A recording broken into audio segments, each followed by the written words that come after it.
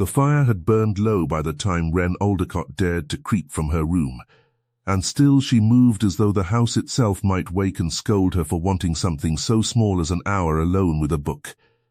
Ravensmoor slept around her, all dark corridors and sleeping portraits, and she counted her breaths as she counted her steps. The way she had learned to count everything in a house that was not hers. The minutes she was permitted to sit by the good window, the inches of him she was allowed to let down before someone noticed the dress had been let down twice already. The number of times her aunt's voice could rise before it became something she must apologize for simply existing near. She was a poor relation. She had learned to say the words to herself before anyone else could say them to her.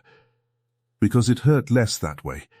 The way holding a splinter under a candle flame hurts less than waiting for someone else to dig it out. 6 weeks she had lived beneath this roof, ever since her aunt, Lady Prescott, had decided that a girl of 21 with no dowry and no prospects was better made useful in a duke's neighbouring household than left to moulder in the small grey cottage that was all that remained of her father's estate. 6 weeks of mending, of trimming bonnets that were not hers to wear, of standing 2 steps behind her cousin Camilla at every turn so that the candlelight would fall first and brightest upon the girl who was meant to shine. She did not resent Camilla, not truly. It was difficult to resent someone who did not know she was being cruel, who simply believed, with the easy certainty of the beloved, that the world existed to admire her. It was harder not to resent the silence that fell over a room when Wren entered it, the particular quality of a silence that was not unkind so much as it was simply forgetting that she was there at all. But the library did not forget her. The library at Ravensmoor was the one place in the great house where Wren Aldercott ceased to be an inconvenience and became, however briefly, herself. A woman who loved the smell of old paper, who had once had a father who read to her every evening before the debts came, and swallowed the cottage, and then swallowed him too. She slipped through the door now, holding her candle low so its light would not climb the walls and announce her, and made her way to the window seat beside the great hearth, where the coals still glowed orange in the grate, banked but not dead, waiting, it seemed, just for her. She did not yet know that someone else in that house was waiting for her too. She settled into the seat, drawing her shawl close, and reached for the book she had left tucked behind the cushion 2 nights before, only to find her fingers closing on nothing. For one unsteady moment her heart dropped. The particular panic of a person who has learned that even the small mercies of her life are borrowed, and may be taken back without warning. She had hidden that book so carefully. She had told herself it did not matter, that it was only a library book, that she had no claim to it beyond the hours she stole to read it. And then her hand found it after all, not where she had left it, but a little to the left, resting atop a folded square of dark green wool that had certainly not been there before. A lap blanket, still faintly warm, as though it had lain near the fire only minutes ago. She stared at it for a long moment before she understood what it meant. Someone had been in this room. Someone had moved her book. Someone had left, in its place, a small and silent kindness, as though they had known precisely how cold this room grew after midnight, and precisely how much a girl like her would never ask for a blanket of her own. She looked around the shadowed library as if the answer might step out from behind a shelf. But there was no one, only the low fire, the tall dark windows, and the particular hush of a house that keeps its secrets well. She told herself it was nothing. A maid, perhaps, tidying before bed and thinking of the draught. She told herself this even as some quieter part of her noted that no maid at Ravensmoor had ever once looked at her long enough to notice what she needed. What Wren did not know, could not have known, curled as she was into her window seat with her candle guttering and her borrowed blanket drawn to her chin, was that the Duke of Halstead had stood in the doorway of his own library not 20 minutes before. and had watched her sleep sitting upright with a book fallen open across her knees, and had found himself unable to simply walk past her and go to bed as any sensible man would have done. Julian Ashworth had inherited a great many things when his father died: a title, a fortune, 11,000 acres, and a reputation for a coldness he had never entirely earned, but had also never troubled himself to correct. He had learned early that a duke who said little was rarely misquoted, and a duke who revealed nothing could not be disappointed by what the world made of him. He had not expected, when his oldest friend Lord Prescott's household descended upon Ravensmoor for the 6 weeks preceding the county ball, to find himself watching a woman who was never, in any conventional sense, watched at all. It had begun by accident. He had come down one night for a book on crop rotation. A duke's insomnia ran, he was somewhat embarrassed to admit, toward agricultural treatises rather than anything more romantic, and had found the library already occupied by a slight figure in a dress 2 seasons out of fashion, reading by the last of the Firelight with an intensity he associated with people who did not often get what they wanted, and had therefore learned to want quietly and completely when the chance came. He had not announced himself. It had seemed somehow an intrusion to do so, as though he would be stealing something from her simply by letting her know she had been seen. So he had watched instead, from the shadow of the doorway, the way she turned each page as though it might crumble, the way her lips moved faintly over certain lines as though she could not help but taste the words. And when at last her eyes grew too heavy and the book slipped from her fingers, he had crossed the room on silent feet, retrieved a blanket from the chair by the window, and laid it over her without waking her, and only then had he allowed himself to look, properly, at her face. She was not beautiful in the way the county understood beauty. She had none of her cousin Camilla's golden abundance, none of the practiced softness that made a young lady easy to admire at a glance. Wren Aldercott's beauty was the kind a man had to earn the right to see. It lived in the seriousness of her mouth, in the faint furrow between her brows even in sleep, in the careful, deliberate way she held herself, as though she had trained her whole body never to take up more room than she was given. He had gone to bed that night thinking of crop yields, and had dreamed instead of a girl reading by firelight. It became, over the following days, a habit he did not examine too closely. He learned her hours.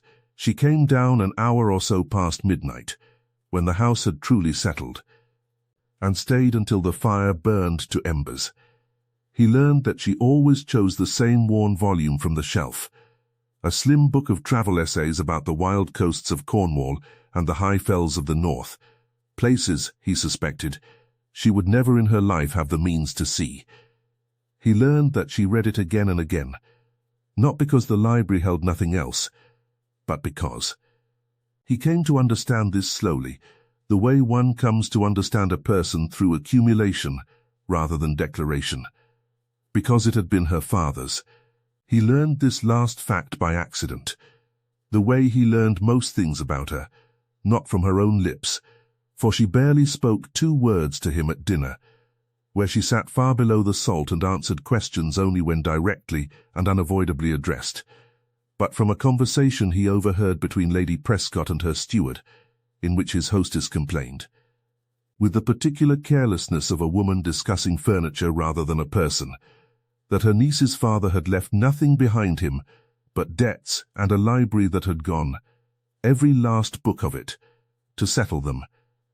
Every last book but one, apparently, the one Wren Aldercott now read each night in a stranger's library, because it happened, by some quiet mercy of the county book trade, to be the very edition her father had owned, not the book itself, for that had surely been sold and resold a dozen times over by now, and lost to any tracing. But its twin, its precise likeness, sitting unclaimed and unremarked upon a shelf that no one else in the house had opened in a decade. Julian did not consider himself a sentimental man. He would have told you, if you had asked him before that autumn, that he did not believe in signs, in the small mercies people like to call fate, But he found himself, 3 nights after learning this fact, standing before a bookseller's stall in the nearest town, with a folded slip of paper in his coat pocket, bearing a title and an author's name that Wren Aldercott had never once spoken aloud to him, but that he had gathered, with the patient attentiveness of a man who had nothing better to do with his considerable intelligence than notice. A woman no one else troubled to notice. From the worn spine she cradled every night like something precious. It took him a fortnight and 3 letters to booksellers in London to find it. Not her father's copy, which was surely gone forever into some stranger's shelf, but as fine an edition as he could procure, bound in soft brown leather, with her father's very name. He discovered with something that felt absurdly like triumph, still legible in faded ink upon the flyleaf, for the bookseller who found it had, by extraordinary luck, found it in a lot purchased from the very estate sale that had emptied her father's library years before. He did not know, when he laid it upon the window-seat where she always sat, whether she would ever learn who had placed it there. He told himself that did not matter.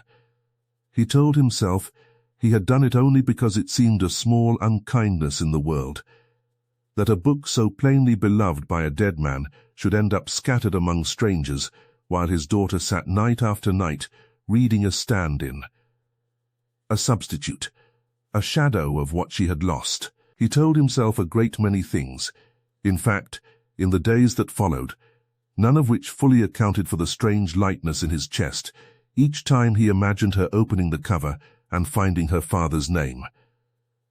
She found it 3 nights later. She had gone to the library as she always did, expecting nothing more than the same worn essays on Cornwall she had read so many times she could recite whole passages, and had instead found, sitting squarely upon the cushion where her usual book lived, a volume she did not recognize, finer binding, newer paper, and yet, when she opened it with trembling hands, achingly, impossibly familiar, she saw her father's handwriting before she saw the title. Edmund Aldercott, his book, written in the careful, slightly slanting hand she had not seen in 6 years, since the last letter he had ever written her, propped against her pillow the night before the fever took him, telling her to be brave, to be good, to remember that love was worth more than any fortune, and that he was sorry, so sorry, to be leaving her so little of either. She did not remember, afterward, how long she sat there with the book pressed to her chest, unable to read a single word of it through the tears that came without warning and would not be stopped. She only remembered that when she finally lifted her head, the fire had burned lower still, and the house around her was as silent and as watchful as it had ever been, and she thought, with a strange, aching wonder that felt almost like fear, someone did this, someone found this, someone knew. But who among the cold and glittering company at Ravensmoor could possibly have cared enough to look? She did not sleep at all that night. She sat with the book until dawn crept grey along the horizon, reading not for the words this time, but simply to feel her father near her again. And when at last she crept back to her small room above the servants' stair, she carried the book hidden beneath her shawl, as though it were something she might be accused of stealing, rather than something that had, impossibly, been given. She told no one. Who would she have told? Camilla would have wanted to know its value, and whether it might be sold. Lady Prescott would have wanted to know why a girl in Wren's position was troubling herself with books at all, when there was mending to be done, and a ball to prepare for, and a cousin's happiness to attend to before her own. The ball. Wren had almost forgotten, in the strange grey dawn of her grief and gladness, that it was now only 9 days away, and that her own preparation for it consisted entirely of a single gown, made over twice already from a dress that had belonged to her mother, its hem let down as far as it would go, and its sleeves reworked so many times that Wren herself had begun to lose track of the original. Shape beneath all the alteration, it was not, she told herself, that she minded. A poor relation did not attend a county ball to be admired. She attended, if she attended at all, to fetch shawls and fan herself quietly in a corner, while better-dressed women danced, and she had made her peace with this a long time ago. The way one makes peace with weather, one cannot change. But peace, it turned out, was easier to keep before disaster struck. It struck 4 days before the ball, in the form of a spilled bottle of Camilla's rose oil scent, appended by an over-eager maid directly onto the pale blue silk that Camilla had commissioned especially from London for the occasion. A dress so fine, so costly, so precisely calculated to outshine every other young lady in the county, that its ruin sent Lady Prescott into a fit of temper that echoed through the entire East Wing. There was no time to send to London for another. There was barely time, the dressmaker in the nearest town declared when summoned in a panic, to alter what garments could be found into something passable. It was Camilla herself, in the strange, restless energy of a girl denied her intended triumph, who first cast her eye upon Wren's wardrobe and found, hanging forgotten at the back, a gown that had once belonged to their shared grandmother, ivory silk gone soft and slightly yellowed with age, its bodice embroidered with tiny silver thread flowers that had somehow survived decades in a trunk, its skirts wide and old-fashioned but undeniably, unmistakably fine. This, Camilla declared, holding it up to the light, will do beautifully. For me, of course. It only wants a little updating. And before Wren could think of a single word to say, the gown had been swept away to the dressmaker, to be taken in and retrimmed and made over into the very dress Camilla would wear to dazzle the entire county. It should not have mattered. It was, Wren told herself, only a dress, and an old one at that, and she had no true claim to it beyond the accident of blood. But it had been the one beautiful thing she still possessed that no one had yet taken from her, folded away and half forgotten though it was, and its loss sat in her chest that night, like one more small stone added to a weight she had long since stopped trying to name. She said nothing. She never said anything. She had learned, in 6 years of being a guest in other people's kindness, that objection cost more than it ever gained. But she wept a little, alone in the library that night, over a book that understood grief far better than the people around her ever had.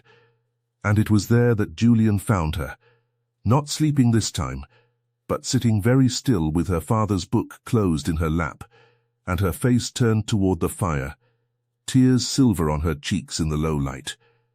He almost withdrew.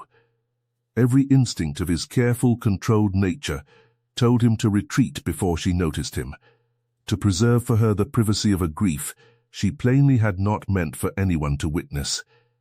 But something in the particular stillness of her, the way she cried without sound, without the dramatic gulping sobs of a woman who expected comfort, as though she had trained herself long ago that no comfort was coming, and had simply learned to grieve efficiently, alone. Something in that stillness undid every careful instinct he possessed, and he found himself stepping into the firelight instead of away from it. "Miss Aldercott," he said quietly, and watched her flinch, watched her scrub hastily at her face with the back of her hand, as though she could erase the evidence of feeling before he saw it clearly. "Your Grace." Her voice was thick but steady. "Forgive me. I did not think anyone would be awake. No one ever does. In this house past midnight," he said, and something in his tone, dry, a little wry, entirely without judgment, made her look at him properly for what felt like the first time since she had arrived at Ravensmoor. "I find it the only tolerable hour, myself." She did not know what to say to that. A duke, standing before her in his shirt-sleeves with his cravat loosened, speaking to her as though she were a person, rather than a poor relation to be tolerated and forgotten. It did not fit into any pattern she had learned to expect from the world. "I ought to go to bed," she said, rising, gathering the book against her chest as though he might ask to see it, and she might have to explain what it meant to her, when she was not at all certain she could explain it without weeping again. "You needn't leave on my account." He nodded toward the book in her arms, and something in his gaze, too knowing, too gentle, too specific to be idle courtesy, made her breath catch. "I hope you found it a satisfying edition. I understand the binding is considered quite fine." For a long moment, Wren could not speak at all. "You," she said finally, "faintly know something of the book." "I know a great many things about a great many books," the Duke said, with a lightness that did not quite disguise the careful watchfulness beneath it. "It is rather a failing of mine." "Your Grace." Her voice trembled now, not with grief but with something sharper, more urgent, the dawning disbelieving suspicion of a truth too large to hold all at once. "Was it you? Did you?" She could not finish the question. It seemed too enormous to say aloud, too strange a kindness to have come from a man who had, until this very moment, been to her nothing more than a distant, courteous host, seen mostly across the length of a dinner table and never once, that she had noticed, looking at her the way he was looking at her now. He was quiet for a moment, and she thought, with a small falling sensation, that he would deny it, that she had imagined some connection where none existed, that a duke did not concern himself with the grief of a penniless relation 6 seats below him at his own table. "I found it in London," he said at last, simply, as though the admission cost him nothing, though the careful evenness of his voice suggested otherwise. "I understood it had once belonged to your father. I thought," he paused, and for the first time since she had known him, the Duke of Halstead seemed almost uncertain of his own words. "I thought you ought to have something of his that had not been taken from you." Wren's eyes filled again, though this time the tears came from some place warmer than grief. "Why?" she whispered. "Why would you trouble yourself for me?" He looked at her for a long moment, the fire painting gold along the line of his jaw, and when he spoke, his voice had dropped to something quieter, something that felt, to Wren, dangerously close to tenderness. "Because I have watched you read that book of Cornish essays every night for a month, Miss Aldercott, as though it were the only friend you had left in this house," he said. "And because a woman who can love a book so faithfully, who can sit in silence and dignity while an entire room forgets she exists, deserves rather more from the world than it has troubled itself to give her." She did not know how to answer that. No one had ever spoken to her as though her silence were a kind of strength, rather than simply an absence others were relieved not to have to fill. "I do not know what to say," she admitted, and it was perhaps the truest thing she had said to anyone in 6 years. "You needn't say anything," he said gently. "It was not given so that you would owe me words for it."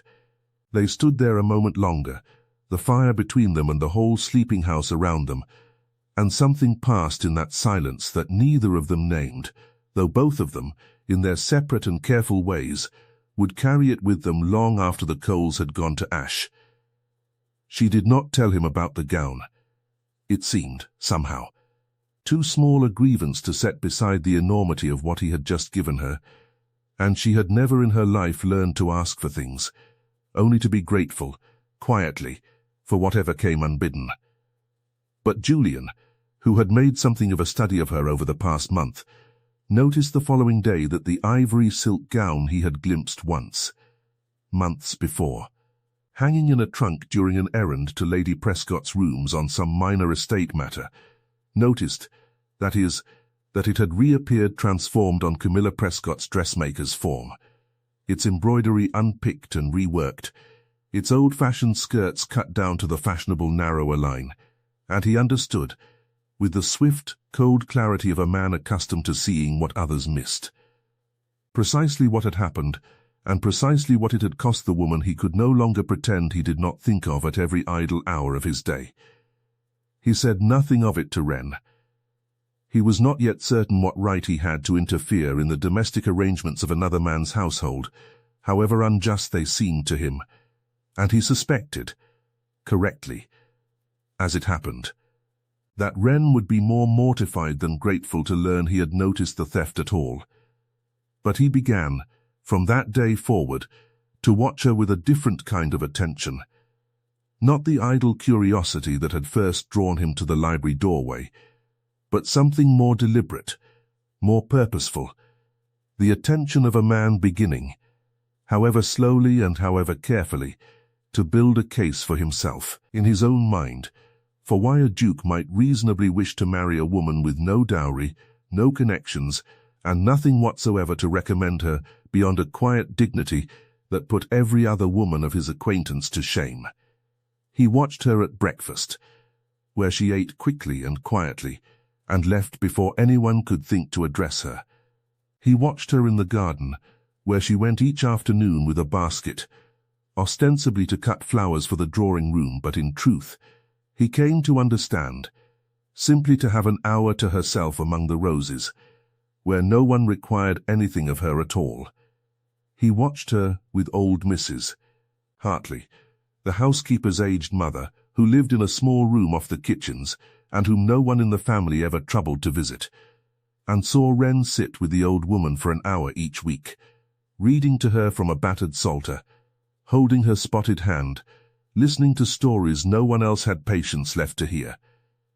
He watched, in short, a woman quietly, consistently choosing kindness in a house that had given her very little reason to believe kindness would ever be returned to her, and he found himself falling, not suddenly, not dramatically, but with the slow and irreversible certainty of a man watching a candle burn down to its last inch, entirely and hopelessly in love. He did not tell her this. It did not seem yet the moment for such declarations, not while she remained so plainly unaware that a man of his rank could regard her as anything other than a curiosity, a temporary object of idle attention, destined to be forgotten the moment the ball had come and gone, and the house party dispersed back to its separate corners of the county. In the days that followed the finding of the book, something quietly shifted in the rhythm of the house, though no one but the two of them seemed to notice it at all. Julian began to appear, with a regularity too consistent to be accident, in whatever corner of Ravensmoor Wren happened to occupy. He found reasons to walk the garden path at the very hour she cut her flowers, always with some plausible excuse about the roses or the weather, and Wren, who was not so unworldly as to miss a pattern once it repeated 3 afternoons running, began to find herself dressing her hair with rather more care than the task of cutting flowers strictly required. He did not press her. That, she would come to understand, was simply the shape of the man. He gave without demanding acknowledgement, offered without requiring gratitude, and seemed, if anything, faintly embarrassed whenever she caught him in the act of some small kindness, as though he would rather she never noticed the trouble he had taken at all. It was he who arranged, without ever naming it as an arrangement, for the good armchair nearest the drawing-room fire to be left unclaimed each evening until Wren had taken her seat, though no one else in the household seemed to remark how the chair came to sit empty so consistently, at precisely the hour she generally entered the room. It was he who noticed, one wet afternoon, when the whole party was confined indoors, that Wren's shawl had grown thin at the elbow, and who mentioned, with elaborate casualness to his own aunt a full week later, that the Ravensmoor linen stores held rather too much good wool going unused. Might it be distributed where it was needed, knowing full well that a length of soft grey wool would find its way, by supper the following evening, folded neatly upon Wren's bed, with no explanation offered and none required. She began, in turn, to watch for him. She told herself this was merely gratitude, the natural attentiveness one paid to a benefactor. But she knew, in the honest hours before sleep, that it had become something warmer than gratitude entirely, that she watched for the particular way his gravity eased when he spoke to old Mrs. Hartley, the unhurried patience he showed his tenants when they came to the house with some small grievance, the quiet, careful way he listened to everyone at his table, as though their words mattered, even when, especially when, no one else in the room troubled to listen at all. It was during one of these quiet afternoons, some 10 days before the ball, that the first real test of their fragile understanding arrived, in the person of Mr. Edmund Farrow, a gentleman of modest but respectable fortune newly arrived in the county to visit his sister, who had taken it upon herself, within a fortnight of his arrival, to see him married before the season's end. Mr. Farrow was not an unkind man, nor even, in the strict accounting of such things, an unsuitable one. He was pleasant of manner, moderate of fortune, and possessed of the sort of easy, unremarkable charm that made him welcome at every table in the county. He noticed Wren within his first week at Ravensmoor, noticed, in fact, precisely the qualities Julian had come to treasure in her: her quiet steadiness, her evident kindness to the old and the overlooked, the careful dignity with which she bore her lesser place at every gathering. And he began, with the straightforward confidence of a man who saw no obstacle to what he wanted, to pay her a courtship so plain that even Lady Prescott, who had spent 6 weeks failing to notice her niece at all, began to take an interest. A very sensible match, Lady Prescott pronounced over breakfast, with the particular satisfaction of a woman relieved to have a problem solved without any effort of her own. Not a grand one, certainly, but sensible, and more than you had any right to expect, Wren. You would do well to encourage him. Wren, who had spent the previous evening dancing, badly and only twice, for her aunt had not thought to include dancing lessons among the education, owed a poor relation, with Mr. Farrow at a small private gathering, found she had very little appetite for encouraging anyone, though she could not, in fairness to Mr. Farrow, have named a single specific fault in him. He was kind. He was attentive. He asked her opinion on matters, and appeared, unlike most gentlemen of her limited acquaintance, actually to listen to her answer. He was simply not Julian, and she found, with a small and uncomfortable jolt, that this single absence rendered every one of his very real virtues somehow beside the point. Julian, for his part, observed Mr. Farrow's courtship with an outward composure that cost him rather more than he would have liked to admit. He had no claim on Wren beyond a fortnight's worth of quiet kindnesses, and one unspoken understanding exchanged over a book of her father's essays, and he told himself, in the long cold hours of several sleepless nights, that he had no right whatsoever to begrudge a decent man's honest interest in a woman deserving of every good thing life might yet offer her. He told himself this, and found he did not believe a word of it. It was Camilla, oddly enough, who forced the matter into the open, though not from any generous impulse. She had watched the Duke's attentions to her cousin with a jealousy she made only middling efforts to disguise, and when Mr. Farrow's courtship began to seem a convenient solution to a rivalry she resented, she seized upon it with something close to relief. "How fortunate for you," she said to Wren one afternoon, with the particular brightness she reserved for remarks intended to wound, "that Mr. Farrow does not seem to require a dowry, nor connections, nor anything at all beyond a plain face and a willingness to be grateful. You had much better secure him quickly, before he thinks better of it. Men of sense so rarely settle for less than they might have." The words found their old, familiar mark, and Wren, walking alone in the garden an hour later, with Camilla's careless cruelty still ringing in her ears, found herself weeping again.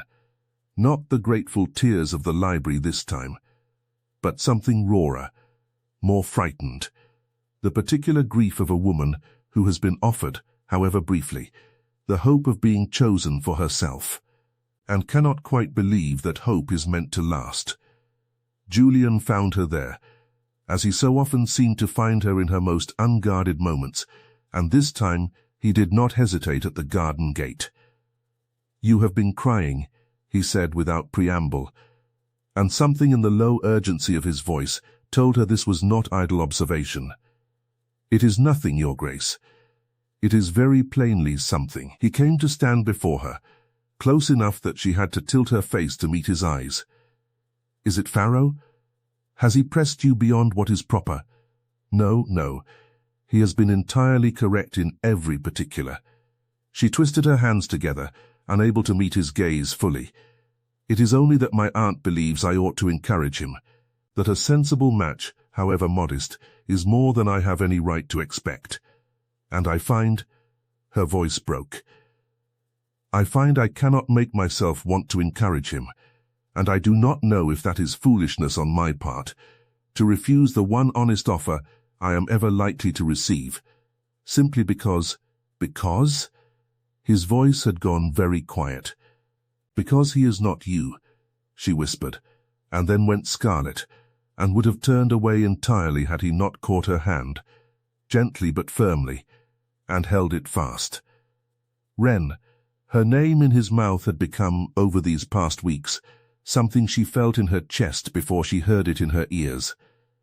I have no right yet to ask you to refuse a good man's honest suit.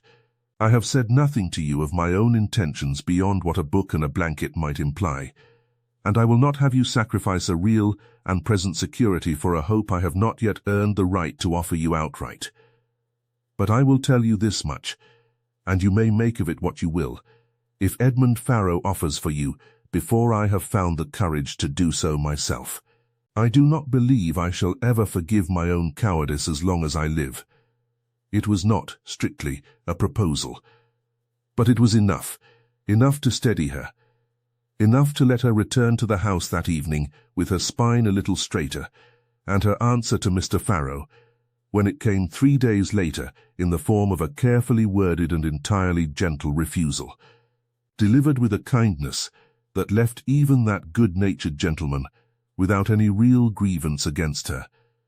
Lady Prescott was considerably less gracious about the matter, and said so at length, in terms that left Wren in no doubt of her aunt's opinion of a penniless niece who dared to refuse the one respectable offer she was ever likely to see. But Wren, for the first time in 6 years beneath that roof, found she did not much mind the scolding. She had begun, however tentatively, to believe that something better might yet be coming for her, and no amount of her aunt's displeasure could entirely dim the small, steady warmth of that hope. The ball drew nearer, the house filled with the particular frenzied energy of women preparing for battle, for that was how Lady Prescott spoke of it. In truth, a campaign to secure Camilla's future in one decisive evening, and every hour of every day now bent toward that single purpose. Wren found herself busier than ever, pressed into service curling Camilla's hair, fetching ribbons, standing for hours while gowns were pinned and repinned around her cousin's willing form, and she told herself, each night as she fell exhausted into bed too tired, even to slip down to the library, that this was simply the shape of her life, and that she had been foolish to imagine, even for a handful of stolen midnight hours, that it might be otherwise. But she kept her father's book beneath her pillow now, and some nights, too tired to read, she simply held it, and thought of a duke's quiet voice saying she deserved rather more from the world than it had troubled itself to give her, and let herself, just for a moment, believe it might be true. 2 nights before the ball, disaster came again, smaller this time but sharper for its timing.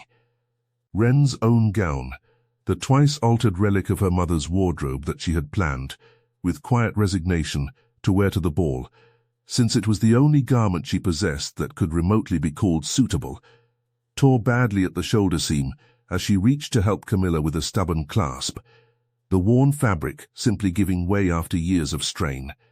And there was no time and, more to the point, no money for its repair, not with every seamstress in the county already engaged from dawn to midnight on Camilla's account. "You needn't come at all, I suppose," Lady Prescott said when informed of the disaster, with the particular carelessness of a woman for whom the solution was obvious and required no further thought. "It is not as though anyone will remark your absence." It was said without malice. That was, perhaps, the cruelest part of it. It was simply true, in Lady Prescott's accounting of the world, that a girl with no dowry and no dress had no business at a ball meant to launch her cousin into a brilliant match, And Wren, who had absorbed this arithmetic of her own worthlessness so thoroughly over 6 years that she scarcely questioned it anymore, found herself nodding, murmuring some agreement, already composing in her mind the quiet evening she would spend alone in the library, while the rest of the house blazed with music and light 2 miles distant. She did not know that the Duke of Halstead had been standing near enough to the drawing-room door to hear every word of this exchange, nor that he had gone very still and very cold at the casual cruelty of it, in a way that would have startled anyone who thought they knew him well. Julian Ashworth had spent his entire adult life cultivating a reputation for restraint. He did not raise his voice. He did not involve himself in the domestic squabbles of neighboring households. He had built, brick by careful brick, the image of a man who observed the world from a comfortable distance and rarely troubled himself to intervene in its smaller injustices. He abandoned every particle of that reputation within the hour. He did not go to Lady Prescott directly. He understood enough of the world to know that a direct rebuke would only make things harder for Wren, would mark her out as the cause of some obscure friction between her aunt and the county's most eligible bachelor, and he would not have that weight added to hers for anything. Instead, he went to his own housekeeper, a formidable woman named Mrs. Godwin, who had served the Ashworth family for 30 years, and had, as it happened, taken rather a liking to the quiet young woman who always thanked her by name and never once, in 6 weeks, treated her as though she were furniture. "I require a favour," the Duke said, "and I require it kept entirely private." What followed was arranged with the same quiet, exacting attention Julian brought to every matter he considered worth his effort. A gown, not new, for that would have raised impossible questions, but one of his late mother's, preserved these many years in cedar and lavender in the attics of Ravensmoor. A deep green silk that Mrs. Godwin swore, with a knowing look she was too well trained to voice aloud, would suit a slender, dark-haired young woman a great deal better than it had ever suited its original, fair-haired owner. It was delivered to Wren's room the following evening by Mrs. Godwin herself, with a note that bore no signature, only a single line in a hand Wren had come, over the past weeks, to recognize with a leap of her heart she could no longer pretend was mere gratitude. "You were never meant to be left behind. Wear this, and come." Wren sat on the edge of her narrow bed for a long time, with the note in her hands, the green silk spread across her lap like something out of a dream she had not dared to have, and understood, with a clarity that felt almost frightening, that the man who had written those words was not merely being kind to her. He was choosing her. Quietly, deliberately, in the only language a duke could safely use to a penniless relation under his friend's roof, he was telling her that she mattered, that she was wanted, that the ball would be diminished by her absence, in a way no one else in that great glittering house had troubled themselves to notice or to say aloud. She wept again that night. She seemed always to be weeping in that library, she thought, half laughing at herself even through her tears. But this time the tears felt like relief, like a door long swollen shut finally easing open. She wore the gown to the ball. The transformation, when Mrs. Godwin's undermaid finished dressing her hair and stepped back to survey her work, was not the sort that made a room fall silent in the manner of novels. Wren Aldercott did not become, overnight, the most beautiful woman at the ball. That was never the promise, and it was not the truth Julian sought to give her. What the deep green silk did, instead, was far quieter and far more powerful. It simply let her be seen. It skimmed rather than concealed the slight, graceful figure she had spent 6 years learning to make as small and unremarkable as possible. Its color deepened the darkness of her eyes and warmed the pale gold of hair she had always thought too plain to trouble over. And more than either of these things, the sheer fact of being chosen, being wanted, being dressed with care by someone who had thought of her specifically, deliberately, in the quiet hours when no one else remembered she existed, lent her a kind of quiet radiance no dressmaker could have stitched into any fabric. She arrived on the arm of her uncle, Lord Prescott, who had at least the grace to escort her even if his wife had not troubled to insist upon it, and she felt. Walking into the blazing candlelight of the Ravensmoor ballroom, a fear so complete it nearly turned her back at the very threshold. And then she saw him. Julian stood near the head of the room, surrounded, as a duke always was at such gatherings, by a cluster of hopeful mothers and their daughters, by county gentlemen eager for his notice, by the entire glittering weight of a society that measured a man's worth in acres and rents, and the particular cut of his coat. He was listening to none of it. His eyes had found the doorway the moment she entered it, and he did not look away. He crossed the room to her before she had taken 3 steps into it, ahead of any other partner, ahead of any pretense of casual acquaintance, and the murmur that rippled through the assembled guests at the sight of the Duke of Halstead, abandoning an earl's daughter mid-sentence, to claim the hand of Lady Prescott's unremarked-upon niece, was not lost on Wren, though she scarcely had the composure to register it fully. Miss Aldercott. He bowed over her hand with a formality that did nothing to disguise the warmth in his eyes. You look, he paused, and something in his careful restraint seemed for once genuinely to fail him. You look exactly as I hoped you would, Your Grace. Her voice was barely above a whisper. I do not know how to thank you. Dance with me, he said, and we shall call it even.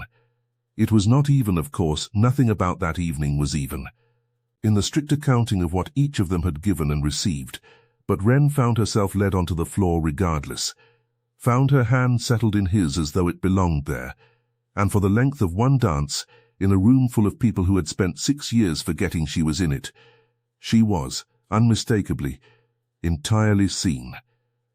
Camilla noticed, of course. Camilla noticed everything that threatened to dim her own light, and the sight of the Duke of Halstead, the very prize she had spent an entire season and one ruined gown maneuvering toward, leading her plain, penniless cousin onto the floor before he had so much as glanced twice in her own direction, sent a cold fury through her that she was not by nature well practiced at concealing. I do not understand it, she said afterward, cornering Wren by the refreshment table during a lull in the music, her voice pitched low but sharp enough to cut. What can he possibly want with you? You have nothing. You are nothing. It is only pity, Wren, surely you can see that. A duke does not choose a woman like you for anything but pity. The words found their mark, as such words always did, landing on the old bruise Wren had carried so long, she had almost forgotten it was there. The deep, familiar conviction that she was, at bottom, unlovable, that any kindness shown her must be explained away as charity rather than desire, because the alternative, that she might simply be wanted for herself, seemed too vast and too dangerous a thing to hope for. She said nothing in response. She had never learned how.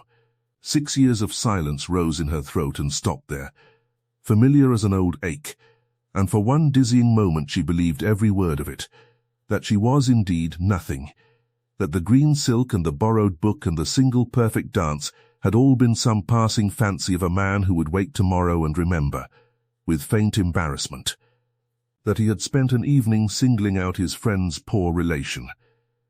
She thought of Mr. Farrow's honest, unremarkable kindness, and wondered, with a fresh stab of doubt, whether she had been foolish to refuse a certainty for a hope that might, after all, prove exactly as hollow as Camilla claimed. She only excused herself as gracefully as she could manage and slipped out onto the terrace, where the cool night air might, she hoped, steady the sudden trembling that had taken hold of her hands. Julian found her there within minutes. He had watched Camilla corner her, had seen the colour drain from Wren's face, and had extricated himself from his own conversation with a haste that raised more than one eyebrow across the ballroom. Miss Aldercott. He stopped a respectful distance from her, though every instinct in him wanted to close it. "Are you unwell?" "I am quite well, Your Grace." Her voice was too bright, too careful, only a little overwarm. Wren, it was the first time he had used her given name, and it stopped her cold, made her turn to face him properly for the first time since she had fled the ballroom.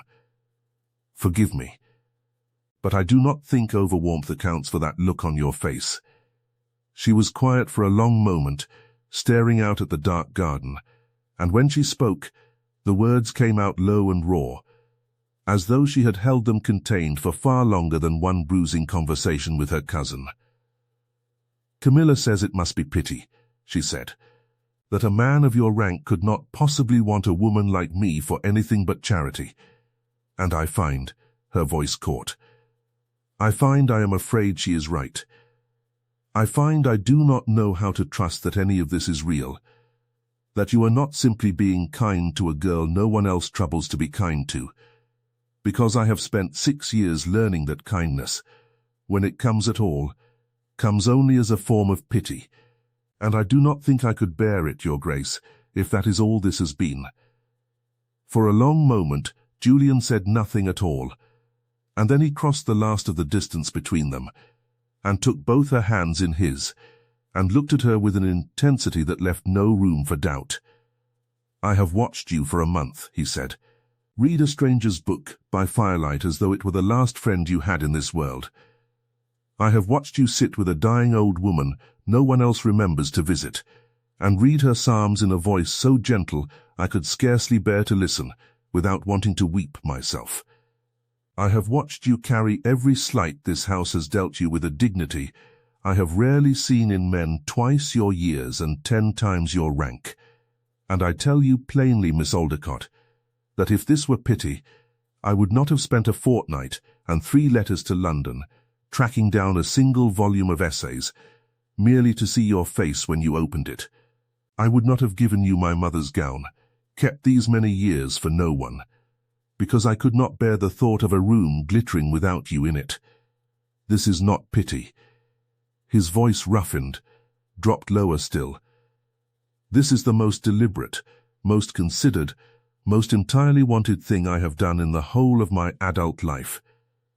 I choose you, Wren Aldercott, not out of charity, not out of some passing whim of a bored and idle man. I choose you because you are the only person in this county who has never once asked me for anything, and the only person in it I find I wish to spend the whole of my life giving everything to regardless." Wren stood very still, tears bright in her eyes, the noise of the ball a distant, unimportant thing behind them. "You cannot mean it," she whispered, though even as she said it, some deep and long-starved part of her was already beginning, tentatively, to believe. "I have never meant anything more entirely in my life," Julian said. "Marry me, Wren. Let me spend the rest of my days making certain you never again have to wonder whether you are wanted. Let me be the one who notices you, every day, for as long as we both shall live."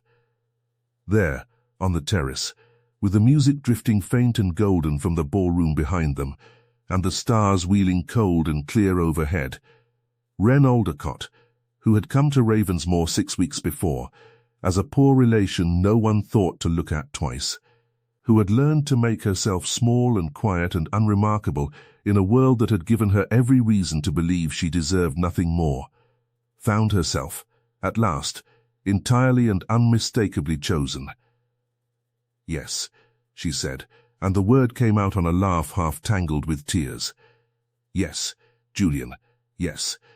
He kissed her then, gently, reverently, as though she were something rare and precious, rather than something the world had spent 6 years teaching her to believe was ordinary. And when at last they drew apart, he rested his forehead against hers, and smiled in a way she had never once seen him smile in the whole of their acquaintance, unguarded, entirely open, the smile of a man who has finally set down a weight he did not know he was carrying.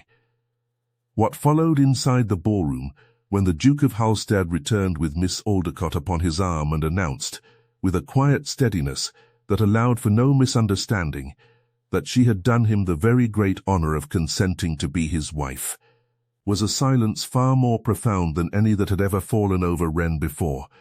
Not the silence of a room forgetting her, but the silence of a room finally, fully compelled to see her.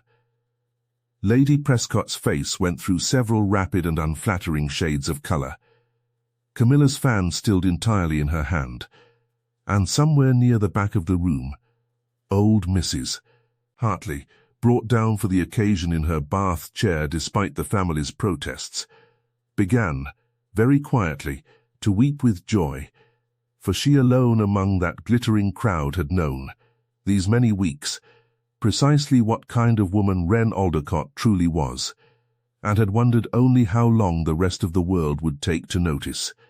The wedding took place 6 weeks later, in the small stone chapel at Ravensmoor, with none of the elaborate spectacle Camilla had once dreamed of for her own eventual match, and all of the quiet, deliberate warmth that had characterized every gift Julian had given Wren from the very beginning. She wore, at his particular request, the green silk gown that had first let the world see her, remade now with her own choosing rather than borrowed from a stranger's charity, and she carried, tucked into her bouquet at her own insistence, a single pressed leaf from the pages of her father's book, so that some part of him might stand beside her, however small, as she promised herself to a man who had taught her, more than any other soul alive, what it meant to be truly seen. Old Mrs. Hartley was given a place of honour near the front, and wept through the whole of the ceremony, and afterward told anyone who would listen that she had known it from the very first week, when she had watched a quiet girl read psalms to a forgotten old woman with a tenderness no one asks a poor relation to possess. Camilla, to her credit, came around in time, not swiftly, and not without a few sharp words exchanged in the weeks between the proposal and the wedding, but by the time the wedding breakfast was laid, she had at least found it in herself to embrace her cousin with something that, if not quite warmth, was no longer quite coldness either, and Wren, who had never truly wished her cousin ill, accepted the gesture with the same quiet grace she brought to everything.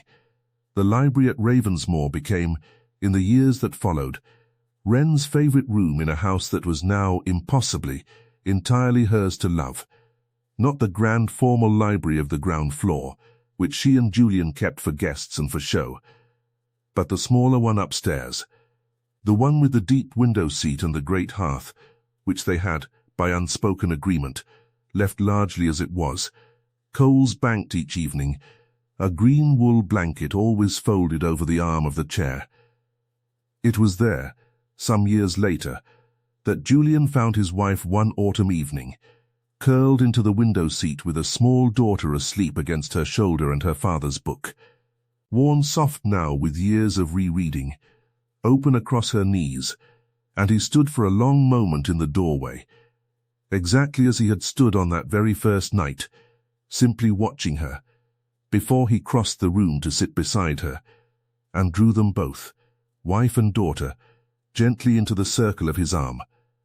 Still reading by firelight, he murmured against her hair, and felt her smile against his shoulder. "Someone taught me it was worth stealing a moment for," she said softly. "Long before I understood, he had placed the whole of my happiness there for me to find, quietly, and waited, with more patience than I deserved, for me to notice." "You always deserved it," Julian said, and meant it, as he had meant every word he had ever given her, from the first quiet blanket left unspoken by a dying fire, to every year of devotion that had followed after. You only needed someone willing enough to wait until you believed it. Outside, the last light of evening faded gold along the garden Wren had once wandered, simply to have an hour to herself.